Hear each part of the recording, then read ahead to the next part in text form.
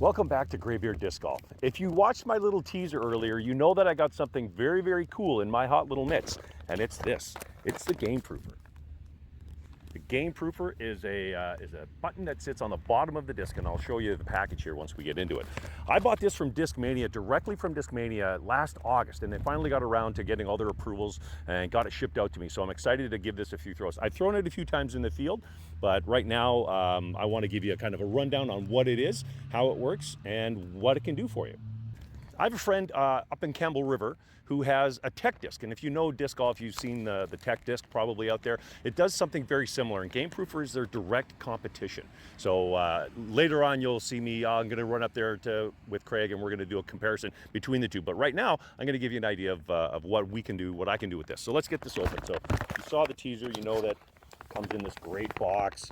We've got a thank you. We've got a little quick start guide, and a sticker, because disc golfers are all about stickers, and then here it is, the disc itself, a little marketing card, and the actual disc itself. Now, when I bought this from GameProofer, or when I bought it from Discmania, I had the choice of what disc I wanted to attach it to. In this case, I bought it with the distance disc, which in this case is a DD1. So it's a fairly neutral distance disc that should be easy to throw, so at least give me some numbers to work with. Now, one of the main differences between this and the tech disc is the cost. I think tech disc right now on their website, I checked it this morning, is selling for about $415 Canadian. I bought this last August for just over $240, I think, Canadian. It was 180 euros and then whatever it converted at. So delivered to my door from the Europe store. If you want, I can get into why I'm buying from Europe. I can do that in another video. There's many good reasons why I buy Discmania directly from the European store if I can't get it at one of my local retailers. When I first got this, setting this up was a little bit of a challenge, and I think I know the reason why.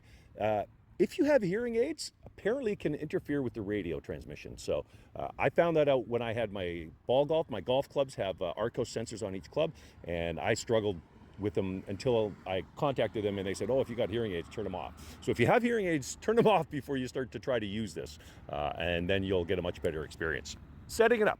First thing you're going to do when you take it out of the box is put it on a charger. Now this uses standard wireless charging, the same kind you would use for your mobile phone.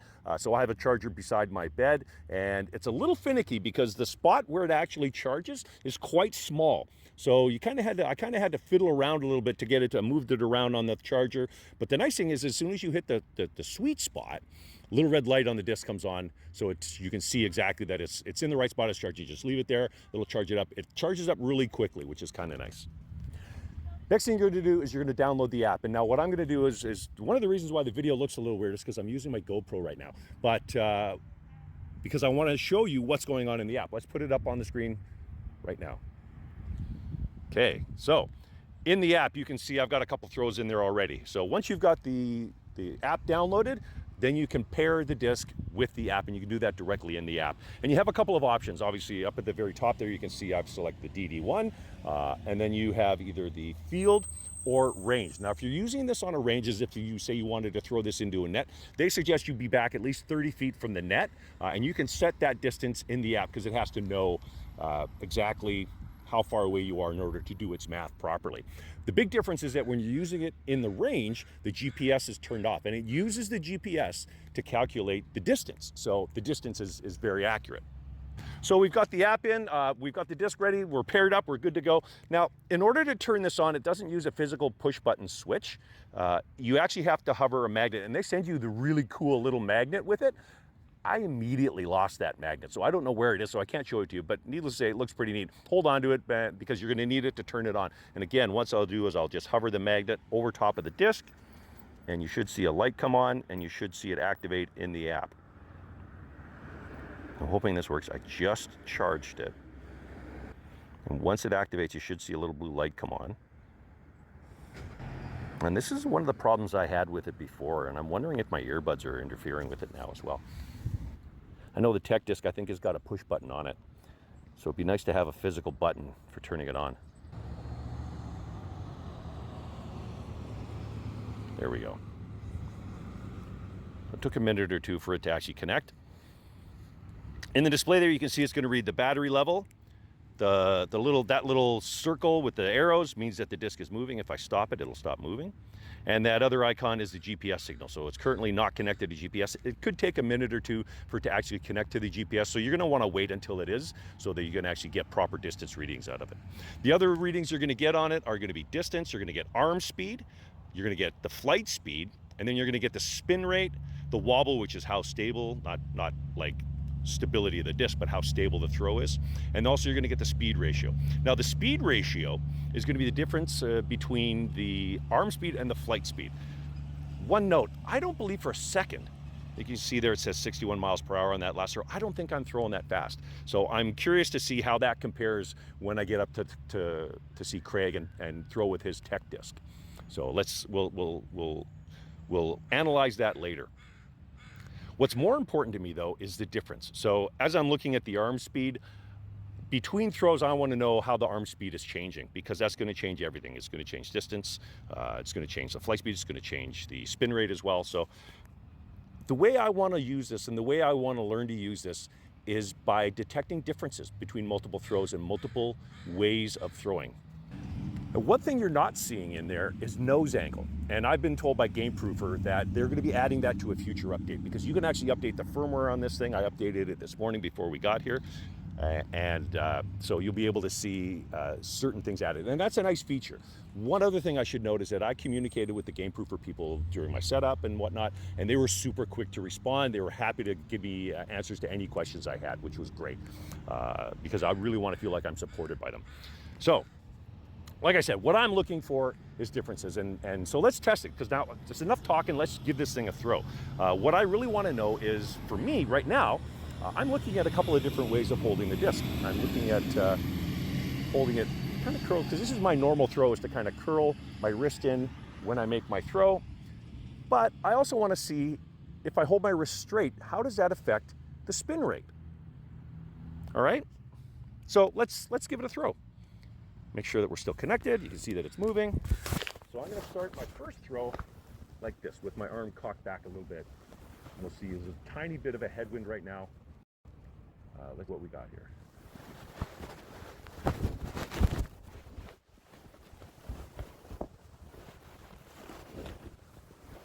Wow. Okay, that was a pretty good rip. Let's go down and have a look at it. That actually went a long way.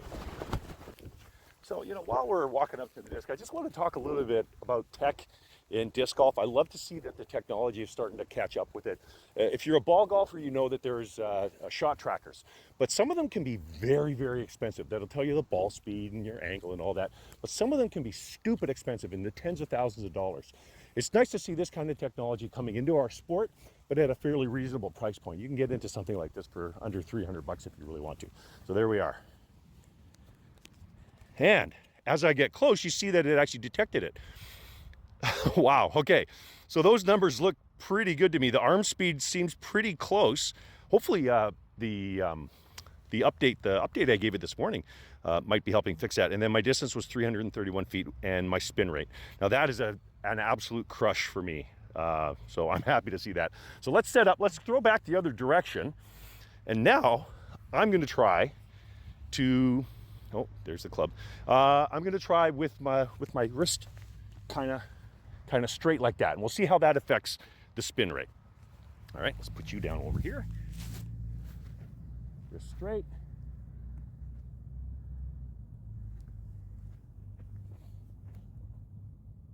A little understable. The distance isn't nearly as much, but it's the spin rate that I'm really concerned about. So you can see that it's disconnecting from the phone while it's being thrown. Obviously, it's too far away to connect. So obviously, as the disc flies away, it's going to disconnect because it's a close range kind of reception. But as we get closer, it should connect back to the disc.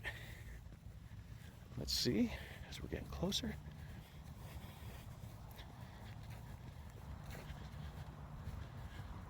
And there we are, we're connected again. It's gonna pick up the data from the recent check. You see the distance was a lot lower. The spin rate though was still pretty good. Let's see here.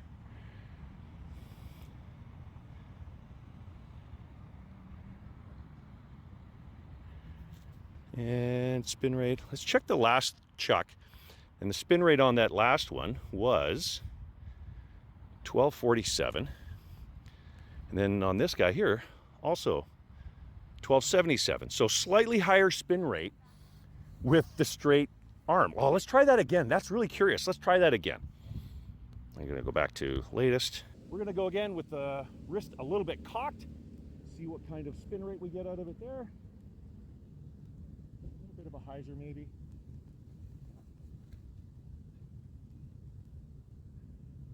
Again, that DD1's a little understable, but again, I'm more concerned about the spin rate and the arm speed than anything. Let's go have a look. All right, so we're getting close here. Should pick up the disc here. Oh, there it is, yeah. All right, 1295 with the curled wrist. All right, back the other way with the flat wrist.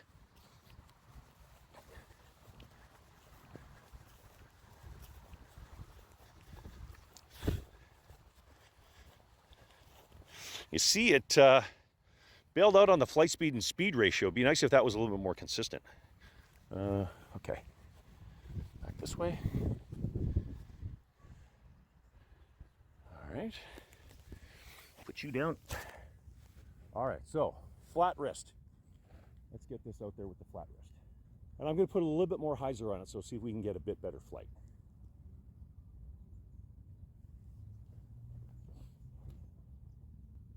Yeah, definitely a much better flight. All the way back to the bag. Let's go have a look. All right, so the spin rate on that last throw with the cocked wrist was 1295, and this one with the straighter wrist is 1243. So we're kind of going back and forth. I'm wondering if maybe it doesn't make much of a difference at all. But that again was another crush, 312 feet. If nothing else, it shows you how getting that full flight of a disc, you know, is adding 60, 70 feet to my throw. All right, last throw, one more time.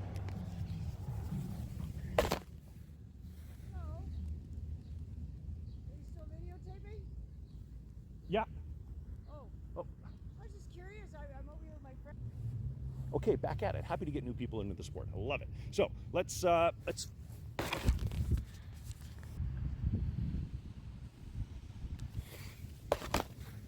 right, let's give it one more chuck. We're gonna go upwind, I think, with the straight arm this time. Let's see if that makes a difference. And then throwing back, we'll go with the bent arm. So straight arm. Here we go.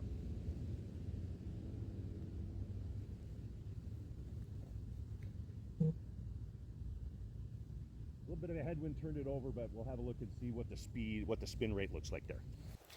All right, here we go.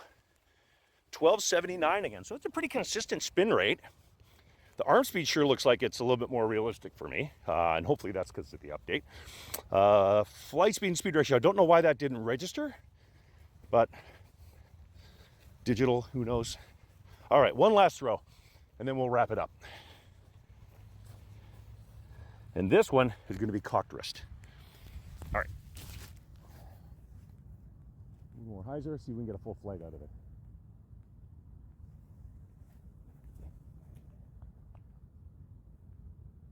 Oh, I saw that flip up. It definitely stalled out a bit. If I had thrown out a little bit more flat, probably would have got a better flight out of it. Let's go have a look. All right, so as we're walking up to that last throw, let me know in the comments, what do you think about this kind of technology? Is this something you'd use? Would you spend $260 on something like this? Would you spend $400 on something like this? Who knows? The one thing that I like about the GameProofer over the Tech Disc is that the GameProofer, you can actually remove it from the disc and put it on any other disc you want. You can buy a little kit from them with the adhesive and the cleaner and a little alignment tool so that you can actually move it from disc to disc if you want. Where am I? Oh, here I am. All right, can I connect? There we are. 1198. All right. So a little more work is needed, a little more research is needed, but I'm hoping that something like this is going to help me refine things, help me increase my arm speed a little bit. One of the things I want to do with it eventually is to look at the power pocket. If you see my throws and you slow them down, you'll see that what I do is when I go into a throw, a lot of times my power pocket will collapse. And so my next big project to work on is get that elbow out and get into the power pocket, and we'll see how that affects the flight of the disc. All right, so GameProofer, look for it. Find someone out there that's got one. Find a tech disc, throw it, see what you think. Tell me what you think. Tell me what else you want to see. And hey, did you do some putting today? Get out there, throw 50 putts. Have a great day. We'll see you next time on Greybeard Disc Golf.